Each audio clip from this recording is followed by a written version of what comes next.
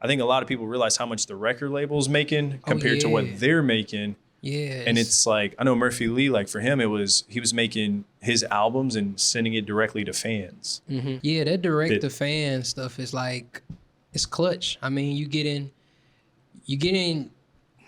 I don't want to say much more money because Murphy Lee and Chingy, like they got platinum plaques. They made it, yeah. They've seen like real money from music. You know what I'm saying? Me coming from the opposite way in, this is all I know is like being direct to my supporters, fans. So, and then the thing about that is like people love it when you are like reachable, or you know what I'm saying? Like, just say for instance, your favorite artist is like one of the homies, somebody that you can hit up, or just meet. You know what I'm saying? Like that just makes you even more invested into them. You know what I'm saying? Because that's a dope connection.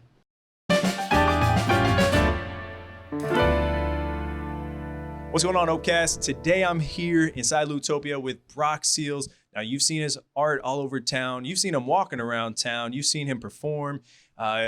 So much more. I mean, Brock, instead of me trying to describe you, for those who do not, well, actually, first off, welcome.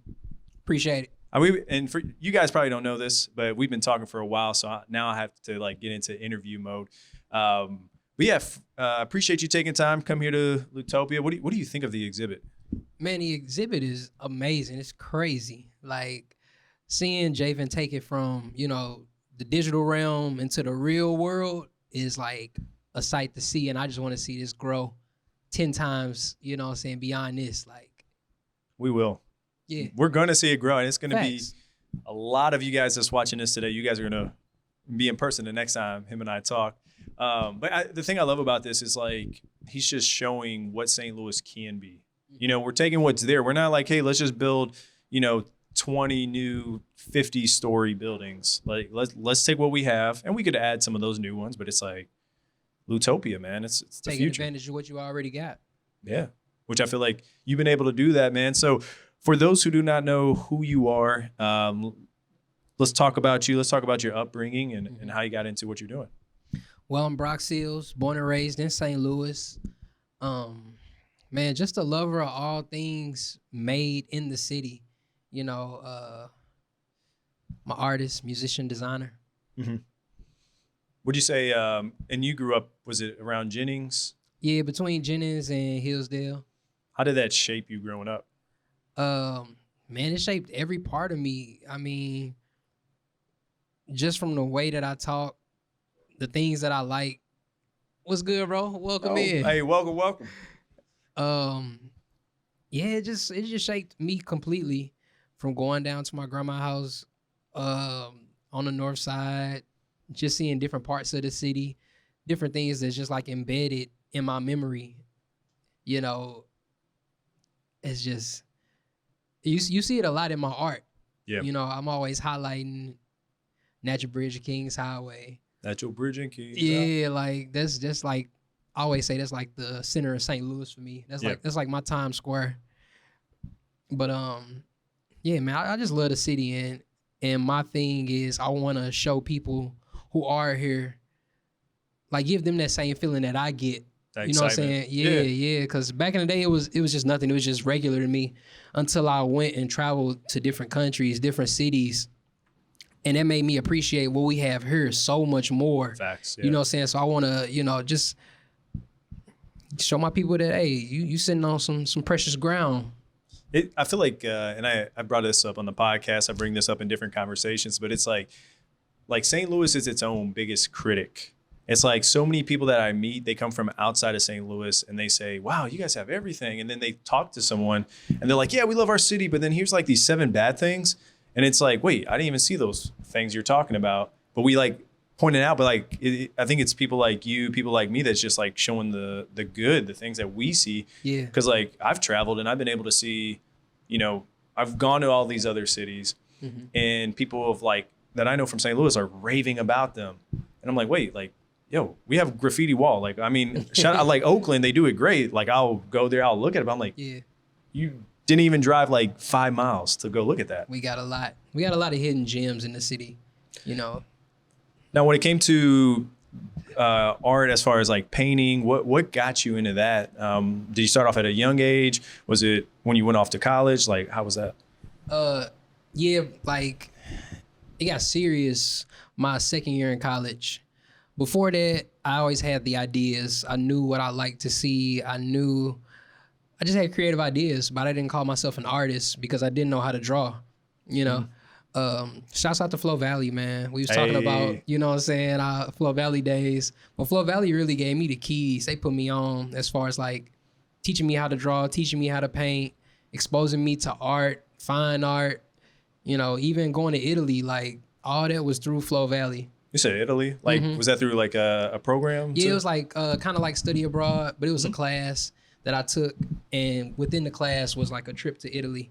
So, man, it was all Flow Valley. Did you sign up? What?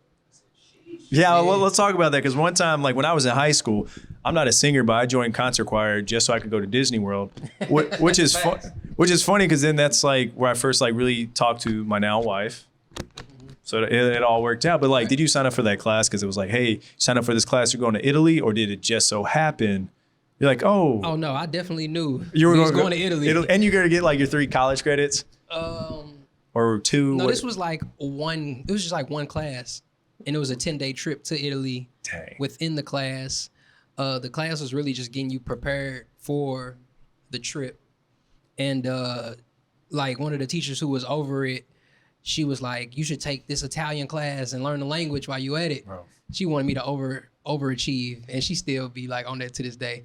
But that's awesome. I took that class, the Italian class and the other class. I'm not gonna lie, like I want to be, because I went to Flow myself, right, for a year, and they did not tell me anything about that class. Yeah. So I'm gonna actually Forest Park a little bit closer to me now, so maybe I'm gonna see if they have that. Yeah, I don't think they have it no more. Dang. But man, it was definitely like I took advantage of that when I heard about it. I don't blame you. Like now, how was that when you went to Italy? Like that was a 10-day trip? 10 days. So I mean, I don't know much about it. I love Italian food. Shout out to shout out to the hill. Yeah. But like, what did you see there that helped inspire you? Man, that was my first time getting on a plane. So everything, like from the plane ride to getting there and having different types of like money, you know, definitely the language, even the ground. Like I'm walking on 10,000-year-old cobblestone, and I'm just thinking like, man, a lot of people like walk these streets and these buildings. You think St. Louis got some old architecture until you see these churches that's been around for thousands, hundreds of years. 1,400, 1,200. Yeah, just like super long. And it just really assured me that, you know, art will be here forever. And it just showed me how important art is and how, you know, this shit gonna be around way past my lifetime. Yeah. And there's people out here that like really preserve it and take care of it, you know? So it's like, it just reassured me to just keep going hard. And when I did return to St. Louis, I just like I turned up. But it was crazy because when I got back to St. Louis, like a month later, Mike Brown had got killed. And so it was like a whole lot, you know what I'm saying, just going on, a whole lot of energy running through me at that time. So I just came out the gate, like a whole lot of energy, you know what I'm saying, a whole lot of feelings. And with this newfound love for art, it was like the perfect way for me to express myself. To become an artivist, because is that what you call it? Artivist? Yeah. That wasn't even back then. Like it wasn't artivist. I mean, I guess it was artivist. It just didn't have a name back then. The term, yeah. Now, like your music side, were you like, you remember back in the day, I feel like everyone around our age did this, where you're banging on a table, you make a beat in the lunchroom, you have the pencil, you go, like, was that like back when you got into music, or was it like after high school? Yeah, no, I've been rapping since I was like 9 years old. I wrote my first rhyme when I was 9 and probably recorded my first song like in junior high. It was a program up at Jennings where you like made music and they had an assembly to where you could perform it at the end of the year. That's awesome. So like I had early on like familiar with the studio, familiar with writing songs, and I just never stopped. Is that footage out there? You know how like sometimes they be bringing up old footage and you're like, it's part of your biography, your documentary. I feel like somebody out there got the footage of the performance. Actually, My mama, she do got one of the later ones, like junior high. Yeah. But on the VHS. It's like a camcorder type. Hey. But I got the CD that I stumbled up on not too long ago, and I was hearing the songs. I'm like, man, I was sounding so crazy. What? So that was junior high. That was back. The CD was from elementary school, so like 6th grade. Dang, man. So you were out there like Lil Bow Wow, like you just. Yeah. We was like following them footsteps. And bro, I remember those. Chingy, Nelly, like, yeah. So I remember like when I was a kid, and it was like Nelly had the Band-Aid on his face. Mm-hmm. I have no idea why I put it on my face. I didn't even have a cool Band-Aid. It was just like the normal store-bought ones. Then I realized it was wax. So then I got like a tiny little Band-Aid, and it was still terrible. So I never wore a Band-Aid on my face. Never did it, man. Yeah. That's that influence, man. Yeah. It's cool. Like on a future released episode, we'll talk to Murphy Lee and learn a little bit more about the Band-Aid. So you guys tune into that. But now let's talk about when you made your first, was it your first EP or album? From my understanding, EP is 8 songs or less. Mm-hmm. Album, is it 9? Is that like the threshold? I don't know, man. Someone's like, if it's 8 or less, I know there's rules to it, but I just be putting out projects. Yeah. Everything is an album to me unless it's a single. Mm-hmm. So. Now, how is it being in the, I guess what would that be called? The, slipping my mind right now. Like you're an independent artist. So you're an independent artist, right? Yeah. So to those who are listening that do not know what an independent artist is, what is that and what makes you different than someone that's backed by a major record label? Independent artist means you're paying for everything yourself. Mm-hmm. That's the basic, simplest term. When you backed by somebody else, somebody is investing in you. Yeah. Right now, everything from my career music wise has came out of my pocket. So it's not like people are like, they're like, oh, this artist, they blew up or they fell off, and then it's just like interesting. Like when I was talking to Chingy, it's like I was telling you, and he was just telling me how he went independent, or like Murphy Lee, they went independent, and it's like, no, people don't fall off. It's just they realize. I think a lot of people realize how much the record label's making compared to what they're making. Yeah. And it's like, I know Murphy Lee, like for him, he was making his albums and sending it directly to fans, which I think we'll talk about something you're working on too. Yeah. A limited edition. Yeah. That direct to fan stuff is like, it's clutch. I mean, you get in, I don't want to say much more money because Murphy Lee and Chingy, like they got platinum plaques. They made it. Yeah. Yeah. They've seen like real money from music. You know what I'm saying? Me, coming from the opposite way in, this is all I know is like being direct to my supporters, fans. So, and then the thing about that is like, people love it when you are like reachable, or you know what I'm saying? Like, just say for instance, your favorite artist is like one of the homies, somebody that you can hit up or just meet. You know what I'm saying? Like that just makes you even more invested into them. You know what I'm saying? Because that's a dope connection. Yeah, and it's like versus the other way, like you're just like hoping, like, man, I hope they see this comment. Yeah. And I mean, it can work either way. Yeah. But sometimes when shit hit the fan, you know what I'm saying? Are you still a fan? So some of them fans just kind of leave. Hey. But if you all had built a relationship directly with them, they're going to ride with you regardless. Yeah.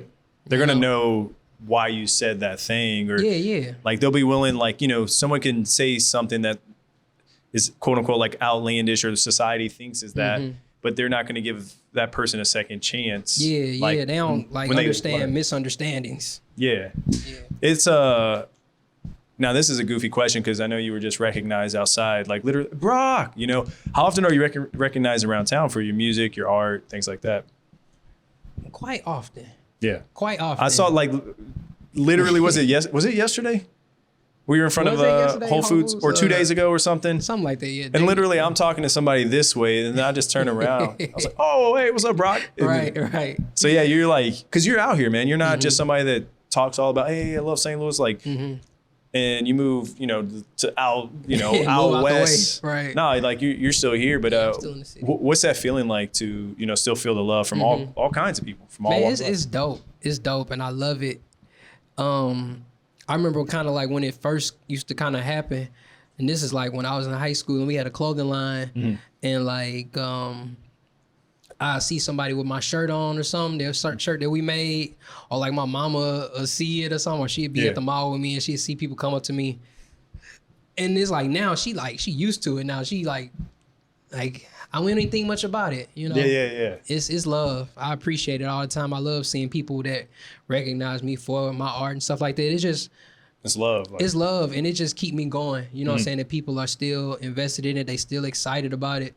Because I don't take none of this shit for granted. Because I remember when it wasn't as robust or it wasn't as cracking. Yeah. So I keep that near to my heart, and I don't ever let it, you know, get to me too deep. Like, get big headed or anything like that. Because it's like you're an artist, but you're also an entrepreneur. There's a business side of the art, and it's like you know, like how do you overcome those days that are just rough, right? So you have those days where a few weeks maybe things are going great, but then all of a sudden it's like everyone's slow period or something, or you just stop getting calls for a month or two. How do you like overcome that? Is that when you really get into your craft? Like you're like, okay, this was great. I was performing. I was on the radio, interviews, paper, whatever. But then the fall off where no one's reaching out. Is that when you actually, okay, let me jump back into my craft? Man, for real, all this shit came out of nothing. So, you know, that's how I continue to work as if it's not as big or popping as it is. Like I still got that work ethic, like how I was when I was in my mom's crib with no orders, no looks, no nothing. You know what I'm saying? That's how my mindset is. So I'm creating regardless. I'm innovating myself and just thinking of new ways to come out with stuff. So I never let it get to a point where it's like where I feel like, oh shit, it's slow. Yeah. You know what I'm saying? Get back in your craft. I never stopped. It's who you are. Yeah. You didn't do it like just for, man, I got to make this one song that's going to get, bring in $10 million. You're like, no, I love this and I'm going to push it. I'm passionate and you're going to have that opportunity. Facts. Because people be asking me like, what's your end goal? And it'd always be hard for me to say what's my end goal. Like, I don't want to say I hate that question or where do you see yourself in 5 and 10 years? And shit, it's just working harder than I was. I'm gonna just keep working. All this shit that come from it, I can't pinpoint what I want, you know what I'm saying? But I know with the work that I do, something that I love is gonna align with it. And I'm gonna be cool with that. So I just put the work in. It's like when teachers ask, what do you want to be? Like, I think it was one of the books I was listening to. It was like, what do you want to be when you grow up? And it's like, you don't really want to ask a kid that, but like, it's more of like, what line of work do you want to be in? Instead of saying, oh, I want to be firefighter. A firefighter. You're like, oh, I want to, don't pinpoint to one thing. It's too specific. Yeah, because like people ask me like, what do you want to do? Or where do you see yourself? And I'm like, well, crap. We do so much that it could be, we could talk about it all day. It's like, what pops off this year probably won't pop off next year. Right. Like literally dude, you were just in the St. Louis Art Museum. Did you ever see that coming? Nah, not this soon. Yeah. At least. Let's dive into that. Or actually before we dive into that, let's kind of backtrack. I was at the game. I remember you threw out the first pitch. You connected with the Cardinals. You had the hat. You partnered with Bader, I believe, was it on his sneakers? Yeah, his cleats. Or his cleats. How did that come about? And then what did it feel like to throw out the first pitch? Because you mentioned that in Cabo. Yeah. Back to back. Was it the rafters to the mound or something? Yeah. Back to back with the first pitch. These L's made it worth it. I'm done. Close the curtains. But shouts out to Harrison Bader. Shouts out to my bro Nick. Nick made that connection through Instagram. We was sitting in the nosebleeds one day. We had been kind of talking to Bader, you know what I'm saying, recently in some DMs trying to make something happen. But it just never kind of came to life. So we sitting in the nosebleeds that day. We see dude in the center field. We just looking at him like, damn. And bro was like, should I hit him up again? I'm like, bro, forget it. Hit him up one more time. He ended up hitting us back the next day. And shit, we end up getting the cleats maybe that same day. So we went to his crib, picked him up, and I got him done like within a day. And he wore him in like a special game that they had where it was like, they was like encouraging all the players to wear custom cleats. They had special jerseys on. That's awesome. So he turned up in the cleats. And that's when the Cardinals got like their eyes on me. And then they reached out a little after that, I think maybe like the following season, to design the hat for African American Heritage Day. Mm-hmm. And shit, the rest has been up. Dude, it's crazy. Because, like, I used to sit in the last row. Like, I used to get the cheapest ticket, you know, sometimes just to go to a game to get a bobblehead and things like that. And dude, like, working with Delaware North this year, man, I was doing stuff that, you know, we couldn't imagine as kids. And it's like, I think that's where, like, it's just amazing where life has taken you to, and taken me, like, in just things we never, like, dude, you're on the field. Let's talk about you walking up to that mound, because I'll tell the people, like, what I did and what I was thinking. What were you thinking? You're like, all right, coming up, Brock Seals. Like, what was going on in your head? What was going through my head? I got to work on being more present in the moment. I was just like, you know, I'm here. You know what I'm saying? And, you know, my family's in the stands, watching my family behind me. Let's make sure I get this ball across the plate.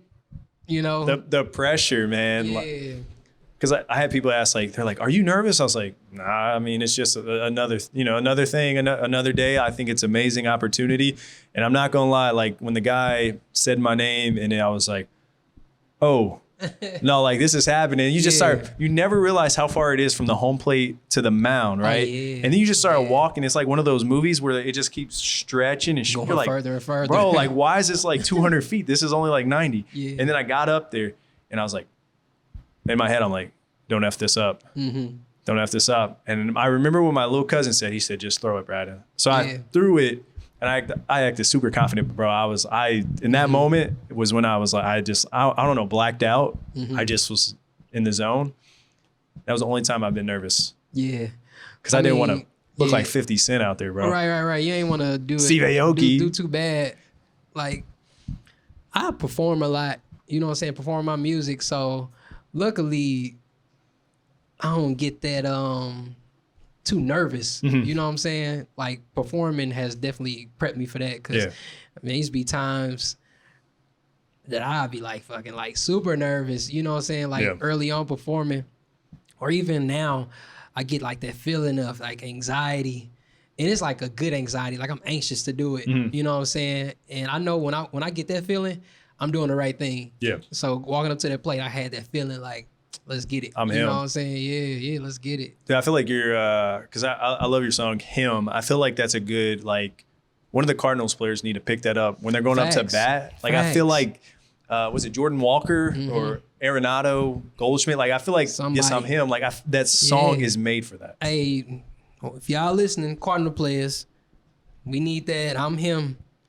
For the walk-up song, you will hit 500. You're going to go 4 for 4 every game. Trust me. I'll send some emails. No, I don't have that much. If you're listening, I do not have that much power, I don't think. But no, like, for real, man. Now let's talk about your show recently that you had over at the Art Museum. You had Cabo. What went into that album? Like, what inspired you to do that? And then let's talk about the release, because you released it in a way that I haven't seen, at least in the city. Cabo started as a random trip that me and my girl took. And when I went on the trip, I wanted it to just be like straight leisure. Cause normally when we travel, I've always got like a show or like some art related stuff. And I ain't even saying like that's work, because we still have fun when we doing that. It's a different mentality. Yeah. This was like specifically like, let's just go. Let's turn up, have a good time. I bought a book. I'm like, I'm gonna read this book while I'm poolside. What was the book? The 4 Agreements. Okay. Yeah. Didn't read the book. Didn't read the book. Leechy Eli sent me some beats. So I'm like, my girl, she's swimming. I'm just kind of tanning, drunk off this tequila. He sent me the beats. I said, oh man. I get the writing. Yeah. I said, oh shit, I need some more. I hit him up like, hey bro, send me some more beats. He sent me some more beats the next day. Redid the same thing I did. Went swimming a little bit, got the tequila, sat up. Damn. And man, I had Cabo. The album was done like 3 days on some shit. Like, was it a pen and paper, or do you use your notes? Notes. Okay. Yeah, I'm always curious. Everything in my notes. I used to be on the writing tip. when I was a server back at PF Chang's, I used to take the receipt paper for like taking orders, and I just have all raps on there. And that makes sense why a lot of my tables was fucked up, because I wouldn't have no like room to write the order down, because I've been writing raps and I try to memorize it and shit. And man, shout out to PF Chang's. Shouts out to PF Chang's. Yo, you guys have good Brussels Man, sprouts. shouts out to the people at PF Chang's. The servers, all the people who I met there, man. It was some fun times. I feel like looking back on it. If you guys want to sponsor the podcast or Brock's next show, you're listening. Y'all owe it to me, man. I put hours in it. Man. So you made, or I guess, do you like voice record yourself, like rapping, and then you send it off, and then you're like how does how does the music process work? Like you got the beat. You wrote the lyrics. Get the beat, I write the lyrics. I like rehearse it in my mind. Okay. So when I go into the studio, I just record it. You're very efficient when you're there. Yeah, when I go to the studio, I already know what I'm doing, what it's gonna sound like. So knock that shit out. And then from there, you release the album, which I think I message you every so often, like, oh, bro, this is dope, or something. Yeah, you do be hitting me up. Bro, I'm like. You and Jayvn. Dog, Jayvn love that Rainbow Road. No, that's it. Hey, the whole, even like motion. Now, like, what went into your process on the release? Because it was different. You had the pop-up, Cherokee. You had a whole weekend. How did that come about? Just wanting to do something different, being inspired by, some of the artists around me, like Sir Eddie. Like what he did with that Gelato project, fucking inspired me so much. You know what I'm saying? Dude's so creative. And, I just watched it and was just thinking, like, I always want to just do something different. You know what I'm saying? So I know I had so many ideas of what I wanted to do, and the dates and the weather wasn't kind of lining up with what I wanted to do, because it was starting to get cold. So the storefront situation and then the St. Louis Art Museum situation just kind of aligned on some back-to-back, day-after-day type shit. Crazy, man. And I was like, wow. Like, I never would plan 2 events at the same time. You know what I'm saying? Just because I like to market things one by one. I don't want to have people too confused. But the way it set itself up, I just had to run it like that. Yeah. So the art museum, they wanted me to perform. And I was just like, I can do a show, but I want to do something different. You know what I'm saying? Yeah. Smino, he did Christmas. And I was supposed to paint like some like set design, and because he was doing like a play, and that shit inspired me. You know what I'm saying? So just being inspired by the people around me, I was like, man, let's just try to do a play. You know what I'm saying? Or just add something more into the performance, because being a visual artist, it's more to me than just standing on stage rapping. You know what I'm saying? I wanted to bring that experience to the people. I wanted people to feel like they were in Cabo. So with the help of my homies, everybody who was like a part of the actual stage play, we was able to put that shit on and make it a success. How long did it take you to put that show together? I say like a month. We had like a month from me writing it to rehearsing it to getting it ready. How do you get in from creator to creator? How do you get in the zone? So like, shout out to my producer, Jason. He always like, man, you're working on all these different projects. Like, how do you do it? And I'm just like, when I'm in the zone, man. Like, what is the thing? What is the thing I got to put out today? What about you? Like, how are you getting in the zone for that? Plus, you're working on other things. You're working your own orders, things like that. Yeah. I work well when the pressure's on, man. I feel that. So I just stay in the zone. I'm always in the zone. Damn. It's like, you ain't finna toss Kevin Durant the ball while he just walking around on the, you know what I'm saying, on the sidewalk, and not expect for him to. You put up a hoop in front of him. He ain't gonna act like he ain't gonna drain it. Stay ready. You always ready. If this really what you do, you're gonna be ready regardless. So I think people kind of overthink it, like, oh, the zone. I gotta do this. I gotta listen to some Tupac to get ready, and like. You can do that to enhance it, or, you know what I'm saying, just to make you feel a little better. But are you drinking tequila before Cabo performances? I don't like to drink before I do shows. Okay, I was just wondering, when you come out, when you think of me, Nah, I'll be in the zone for that shit. Like, I like to drink after.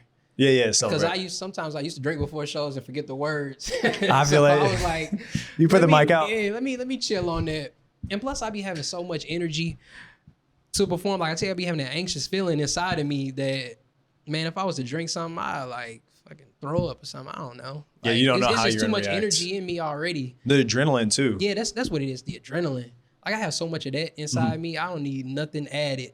You know what I'm saying? So once the show is over, it's up. You know. Yeah. Shot it up. So basically, stay ready so you don't have to get ready. Thanks. Bam. Now, what are some of the other projects that you're working on? I see that you have a bag here, and I see that you have some sneakers. Yeah. So this is the official Cabo album, stage play, just some merchandise that I came up with to release the stage play and also release my album physically because I love tangible things. You know, we in the digital world, but I still like to give my people who support me something that they can collect because I'm big on collecting, whether it's shoes, artifacts, just anything that piqued my interest. So, yeah, these will be available. These are kind of like available if you're here now, but they're gonna be online real soon. I only made 20 of them, but this USB, it has the stage play, it has music videos, it got the album. You know what I'm saying? A lot of good little treats that, you know what I'm saying, represent Cabo. Yeah. So, and there's only 20, right? Yeah, there's only 20 of them made. And I don't know if you guys are learning a lot about Brock seals if you didn't know about them, but they're collector's items, so there's only 20 made. And collect Might want to get one. Yeah. Now, what about the sneakers? I know you paint sneakers and you got the Forces. Yeah. Dude, those are fresh. These the Stewie Griffins. Stewie Griffin. Man, these are nice. These the college dropouts.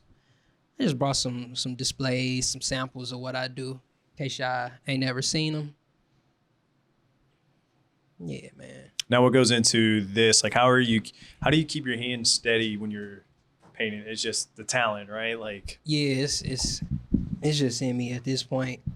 And I built my style off of imperfection. Yeah. So there's no way for me to mess up. Like, everything I do is a mess up. You know what I'm saying? It's like, man, that looks good because I saw when you drew the 314 Loutopia, Air Force One and the vest and piece of box. Yeah. Like, man, for me, it took like 10 times the amount of time when I drew Cat Dog because I had to keep. That was a good cat dog. I'm like, who did that? Yeah, it was you. Thanks, man. I was on my phone. I was looking. All right, I got to draw the eye like this, and I'm looking at you. You just. Yeah. Bro. I mean, you know, just drawing it so much. Yeah. You know, you just kind of get the gist of it. How can people purchase your art? You can go on my website or catch me at an art show. I don't really like selling my art online. I like selling it in person. Just because I like to tell you about, you know what I'm saying, what it is that you're buying. And it's a personal thing with me because I'm not just selling you art. I'm selling you my experience, you know what I'm saying? So it's something like I would like to meet whoever the person is. Yeah. You know what I'm saying? Because it's a special thing to me that I'm passing off to you, you know? So catch me at an art show if you want a piece or, you know where to find me. Were you able to give Albert Pujols or Nelly that one photo of the high five or not photo? Nah, I still got that in my studio. Awesome. So yeah, Nelly, Albert Pujols, I got something for y'all. Whichever one of y'all hit up first. Yeah. The Cardinals connect. I mean, one day he's gonna get retired. You know, his jersey. Yeah. Albert's jersey. Yeah. Surely, right? Yeah, man. Absolutely. So we got some gifts. Now, the future of Brock Seals, not saying, hey, man, where do you see yourself in 5 years? Right. So let's just talk about, like, you know, the near future. What are some of the projects coming up here, maybe in the next 3, 6, 12 months that people can look forward to? That you can talk about, because I know how that works. Yeah. Nah, I'm working on the 2nd annual Santa Seals toy drive. I did the first one last year. I want to do that again this year. Working on more music. I definitely want to like keep putting more music out, man. What else? I'm doing a lot of speaking engagements at schools. That's awesome. Talking to the youth. Yeah, art mimosas and pancakes. I was just about to bring that up, man. I see that it's constantly getting bigger, and you had you were at the Hawthorne this year, right? You had Big Boss Vet showing up performing. Yeah, shouts out to Big Boss Vet. Dude, that's awesome, man. For those who haven't attended it in the past, like, what is it, and then what inspired you to start it? Art Mimosas and Pancakes is a group art exhibit. It's a one-night show. Features a lot of artists from St. Louis. Often we have artists from different cities come up and show their work. This past year, it was the 8th annual show. Each year, the show, draws a crazy crowd. Like, it's huge. And the vibe is just unmatched. You know what I'm saying?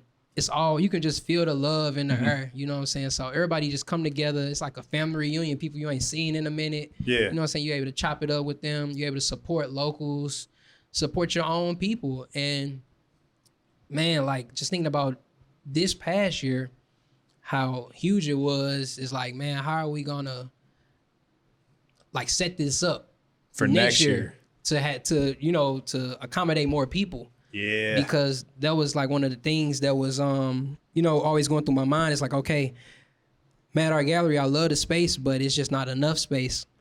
So when I was able to find the Hawthorne, I was like, all right, cool, we got a bigger space.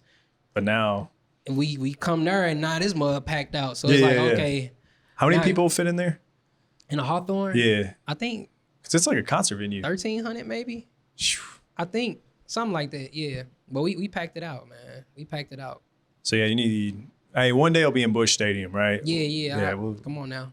Or the Dome. We need some uses for the Dome, man. That's the thing. Or I feel like if you head in a convention center, it just won't feel the same as it would like with that lower kind of ceiling. Yeah, and that's the thing too. Like, I'm big on keeping the vibe the same, so that's really why we just don't be quick to just throw it in certain spaces. But we like working now as far as planning for this upcoming year to see what it's gonna be. So we just gonna give the city the best possible experience ever. Art, pancakes, and mimosas. Thanks. Now, before we wrap up, there are two things that I always like to ask the guests. The first is words of wisdom, and the next one would be 3 people, dead or alive, that you could have join you for a meal. So words of wisdom, maybe it's something you would tell your younger self, maybe an artist, aspiring artist that want to do what you're doing, or it could be someone just going through a tough time. What are some words of wisdom you would like to give them? Stay true to yourself. It's cool to be inspired by other people, but there's only one you, and your story is like super unique. So don't sleep on yourself. Be consistent in whatever it is that you do. And don't overthink it. I can tell you how many times I've overthought things, and looking back, I'm like, man, that was so stupid. I should have just did it. I should have just dropped that mixtape. I shouldn't have overthought it. It was no point. Just put it out. Yeah, just put it out. Nothing is ever gonna be quote unquote perfect. So yeah, that's what I would tell them. Now, 3 people, dead or alive. It could be family, friends, celebrities, peers, whoever that you're sitting down. What restaurant are you going to? Or what type of food are you eating? We probably go to Corner 17. You're going to Corner 17. Since we in the loop right now. Yeah. So who are 3 people going to join you at the booth? I know one for a fact. I would want my grandpa to be there. I never met my grandpa, but my grandma used to always tell me that he used to work at Brown Shoe Company painting shoes. Wow. And I just thought that was so ironic that I do the same thing and we never met.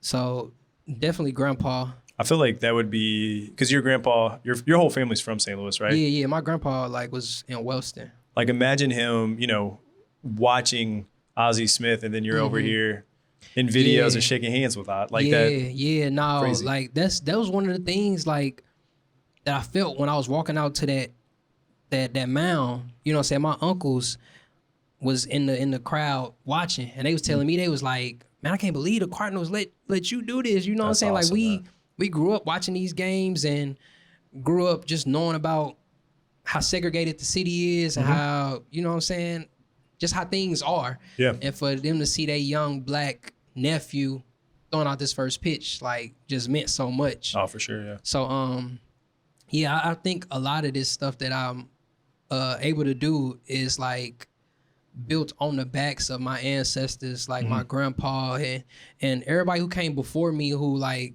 took those extra strides. Like I'm living they wildest dream right now. That's true, yeah. So, other than my grandpa, I'd probably say like Marvin Gaye.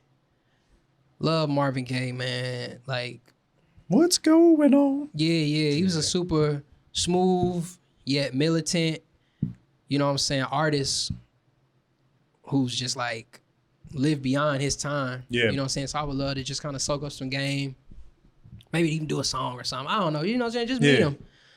I go on my spurts. Like I'll listen to Marvin Gaye, you know, go through all the tracks. I feel like it's like once every other month I go down this like Motown rabbit hole. Yeah, that's like an everyday thing for me. Oh, Like really? I be on that, you know. Hey. Who else? Number 3. Oh, you said Dead or Alive? Yeah. Hey, we gonna go with Jay-Z. Jay-Z. We gonna go with Jay-Z. You going with 500,000 or so you're not taking the 500,000? No, obviously. Man. Was that on Complex or no? It was some other interview. He just said no. He said take the money. Take the money. Right. Wait, so are you taking the money or you're gonna have him? Because what I got to sell him is more than $500,000. Hey, Jay-Z facts. like art. So he gonna see some of them art pieces we got, and we just gonna talk art. You know, One of the reasons I started art was because Jay-Z was like rapping about Basquiat's and Warhols, and I always looked up to Jay-Z. So I'm like, you talking about art? You know, this is like when I'm already painting. You know what I'm saying? So I'm like getting inspired. Like, oh shit, it's up. It's gonna be even crazier. You know, so. Like you know the value too and what you're doing and the collection. Facts. It's longevity. Financial freedom. Facts. Now, before we wrap up, any questions out there? You got any questions? No questions? Awesome. Any questions, Jayvn? Well, actually, talk about that poster over there, like, and then I don't got a question, but I got a comment. What up? You mean to tell me you had the 4 agreements and you never have you still read it? Yeah, I've read it. Did you? You I don't didn't read it seem in too Cabo. excited about it. You ain't like it? No, I fucked with it. I read it. I'm like, how you got one of the shortest books? Right. You trying to play me like that's why I said it like that. I'm like, damn, what? No, I ain't even gonna cap though. I ain't finish it, but I did get the gist of it. I gotta finish it, bro. Facts. I know. But I was out in Cabo, man. Like I was feeling the vibe. You right. I feel that. You right. I'm just saying, like, I'm No, gonna, that was a good book, bro. And honestly, I don't read as much as I would like to. So that was kind of like my let me get back into this. You know what I'm saying? And it was cool, but I'm gonna finish it so me and Jayvn can have a book club meeting here at Loutopia. Here at Loutopia, talking about the 4 agreements. bro, we read probably about the same amount. So it's, Jayvn, consistent. you listen to Audible though, right? That's a different. That's still That's different though, right? That's like watching YouTube. Like, so me- sometimes I'll buy the book just so it goes on my shelf and I'll listen to it. I'm not gonna lie. I do that too. Okay, good. We're all on this. So that count as reading? Hey, that count. Okay, Yeah. I hey. think it count as reading. Listen to it. You know, I think I want to get into that because I like to drive and listen to like podcasts sometimes. Yeah. But if it was like a book, then because sometimes I don't be feeling like listening to certain music. Oh, I feel that. Yeah.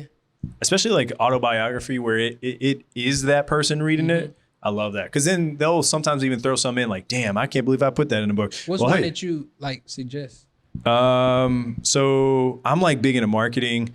I really like Gary Vee's books. I Man, follow him. Yeah, Gary Vee. dude, I give him so much credit for changing the digital landscape of St. Louis because he inspired like me and a few others to really just get out of our head and just start creating the content. Yeah. And then I realized like food was the ultimate cheat code for at least our city because it's Bringing that thing. people together. Yeah, and so Yeah. I can bring people to my page to go to Corner 17, and then maybe they never heard of, they may never listen to your music, but then I put your music in that video because like, big record labels pay these influencers to push the Harry Styles, the Taylor Swift songs. Yeah. So it's like something I kind of digressed there. But Michelle Obama's book was really good. Jennifer Lewis. It was interesting learning about the Mill Creek, like in Jennifer Lewis' book. It was cool. I learned she went to Webster.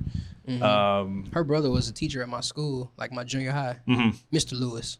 Shouts out to Mr. Lewis, man. Hey, and she talks about Kinloch, all that stuff. So I mean, those are some of my favorites. Yeah. Right now, I still got Jayvn. I have like 2 more hours of that guerrilla marketing book. We've been talking. I told him I picked that up. Books, man. Just knock that out. That's the teacher in Jayvn. The Loutopia Book Club. Get it done. That's 2 episodes of right, like insert episode. That's an NBA game. Facts. I actually do have a couple more questions. Okay. What up? So I'm an annoying audience member. I got 2 questions for you. Cool. The first one, I think this is a really fun one. If you could spend a month immersed with somebody, dream person you could spend a month immersed with, creating art based on their life, based on what they're doing, based on things that they're like, maybe it's a celebrity, maybe it's an artist, maybe it's just some guy on the street you saw yesterday. I don't know. If you could spend a month, and what city would you want to spend that time in? I'm gonna say Kendrick Lamar. And where will we spend the time?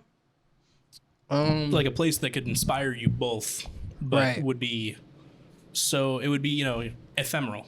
You're spending that time in a new place together, you're exploring it together. Right. That's the immersion part. Damn. I would say that's a good question.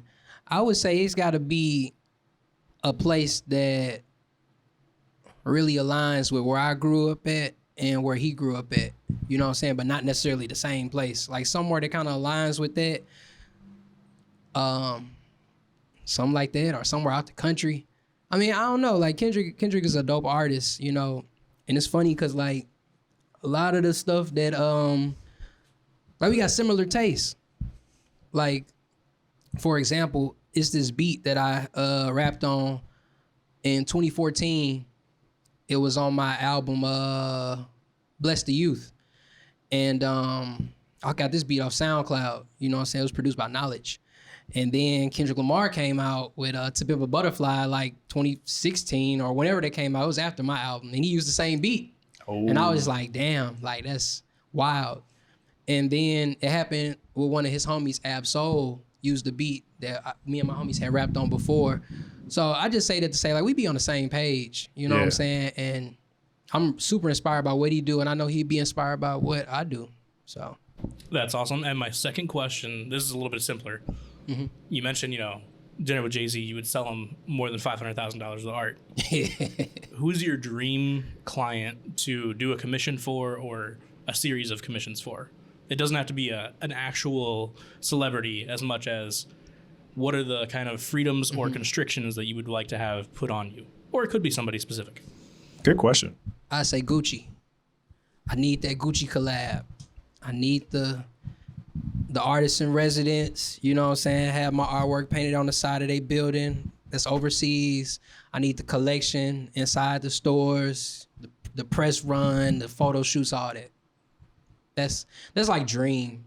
But whichever designer, and you fashion think house you could, come first. And you think it would be really fun because you'd be doing clothing, you'd be doing bags, you're doing accessories, you could bring in your own outside it's unlimited collaborations. resources at that point. It's building spaces like Loutopia. It's the clothing, it's the music, it's like world building, you know what I'm saying? With a fashion house like that, with them resources, it's unlimited spaces to where you can take it. So that's awesome.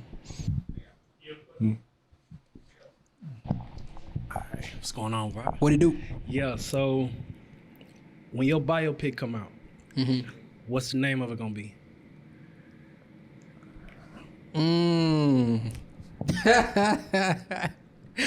It's funny. I was about to say it's funny because I was actually going to ask about Ski too. Like, it's funny because I'm looking at that on the wall and it says Ski. We gonna name it Ski. Ski. Yeah, that's gonna be the name. For those who do not know, where did Ski? Because I feel like some people that I'm talking to, they're like, oh yeah, just I hear Sexy Red saying Ski, and I was like, damn, I always hear Brock say it. Yeah. But like, obviously it's like a St. Louis thing, but like Yeah. I don't know. Where did you pick it up? I picked it up in Jennings. Before that, it was like, I guess Colony North is Jennings. It was an apartment complex I grew up in. It's like, it's not there no more. It's like different apartments. But just growing up, being in the neighborhood, hearing that, you know, like. You just picked it up. Yeah. And I just kind of made it my own. It sounded a little different, but we just ran with the ski and just gave it a new meaning and just branded it. I feel like there was what was it back in the day? Like, skirt, come here, dirty. Let me holler. Was that the Lunatics? Yeah. Or is that somebody else? Somebody else? Okay. Who was that? I don't want to be disrespectful. I can't even skirt. If you know how to spell skirt, If that's you put it in that the made comments. that, man, shouts out to you, bro. You inspired a whole generation. Okay. Jayvn has a question. All right, so to the point of inspiring a whole generation, for both of you, in fact, what is your form of that for the city of St. Louis in the next, we're going to say 5 to 10 years just to give it a number, but like, how do your crafts, Brock and Braden, contribute to the development or just like the growth of St. Louis in general? Ideally, not like right. I know the answer right now, right? But like, what's the goal? That's a very Loutopia question. That's a good one. But Right. Loutopia, USA. Yeah, for me, so my big thing is, so we all have these $1,200, $1,500 phones in our pocket. Social media is free. In 2020, it seems like the world and society embraced all types of creativity, right? But then the world has kind of, some of us have continued to push it. Like, all right, let's keep being creative. Let's do that. Let's share it with the world. Let's put it on social media, whatever. And then others kind of got back in that straight line, like, dang, I don't know if I can't make a living doing that. And so one of the big things with me is showing people that you can be a creator. No matter what you want to do, you can create. Whether it's like being a food creator or just making a living, just being yourself, which it sounds crazy, but it's like I'm getting to that point of building that brand, but showing people what is possible and teaching them how to do it.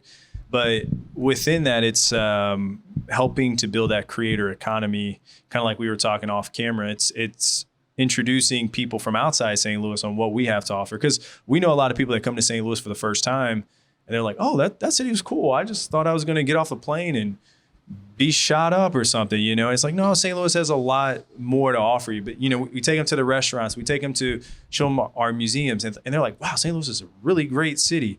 And so we're going to, sell St. Louis to the rest of the country, the world, and I hope to be able to bring funds in for our creators, because it's hard out here. It seems like here in St. Louis, we all have to like try to work with 5 to 10 different organizations in order for us to make things happen, and we've all worked with them, but it's a hustle. It's like, why don't we start working with some of the people from outside of St. Louis and bring that in? Because we're watching movies, there's a Coca-Cola bottle, a Bud Light bottle, there's advertisement, right? So there's even graffiti wall. Why not just pay to have your logo advertised, Nike, right? And you can push that, or that poster from Missouri's own edible that Jayvn and Brock did, I think last year, with Red Hot Riplets.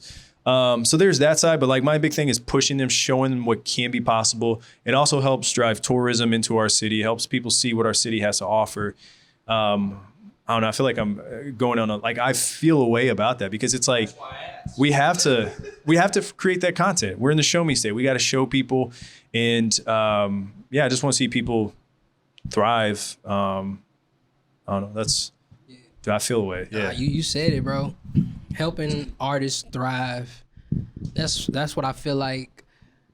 I feel like when you get in a certain situation or in a position, like when you blessed enough to be able to do that for yourself, you have to like give that back and help out others. So, I'm on it every day, man. Like whether I'm going and talking to the youth or if I'm talking to one of the homies, like my resources are your resources. Yep. You know what I'm saying? Whatever it is that you want to do and I can help, hit me up. I ain't gonna never you know what I'm saying, send you off. Yeah. You know what I'm saying? So just using my resources to bring more resources back to the city. You know what I'm saying? When I'm traveling out in different places, like you say, we sell in St. Louis, I'm letting people know like it's really cracking in the city. Like this is a place where you would enjoy and where you would like, you know. So and taking those different things that I do like in other cities and bringing those ideas back into the city so that we can just build upon our artistic ecosystem. That's a good question. Man, feel away. Yeah. No, it just makes sense, man. And we're gonna get there though. We're working on some things. But if no other questions, we'll wrap this up. Brock, how can people follow you? Follow me on Instagram, Seals Brock, BrockSeals.com. Brock Seals on all music platforms, YouTube, all that. So tap in. And Cabo's out now. Well, Brock, Cabo out now. appreciate your time, bro. Thanks for this. Appreciate you, bro. Thanks, Jayvn, for hosting us in Loutopia. Yep. Ski. Actually, hey, I'll have to show you a clip. Thanks for tuning in, guys. Peace. This week on Foodie Friday, I have myself, and so I'm gonna give you guys a few of my recommendations like old times.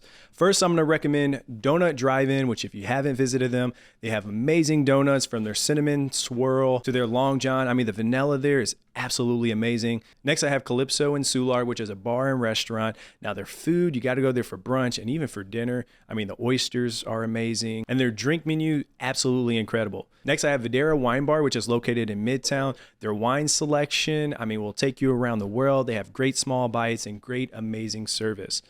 Next, when it comes to coffees, you must try Zoomies in Princeton Heights. They always have a really good seasonal menu. I'm sure they're going to go from their pumpkin over to their more of their winter drinks. But either way, you have to check them out. And if you have a pet, it's a great place to get your pet a gift this time of year. Last but not least, I have Squires over there in Lafayette Square. Now they have this mimosa and Bloody Mary bar like nothing I've seen in the city. And then they also have incredible food. So for a full list of everything discussed, make sure to check out at Opecast the Pod and STL Bucket List on Instagram. Eat up, St. Louis. Thank you all for tuning in to another episode of Opecast. Now, this wouldn't be possible without all of your support. My producer, Jason, my friends here at Tech Artista. Make sure you go ahead and subscribe on YouTube and all podcast platforms. Follow us on Instagram at Opecast the Pod or TikTok. So until next time, peace.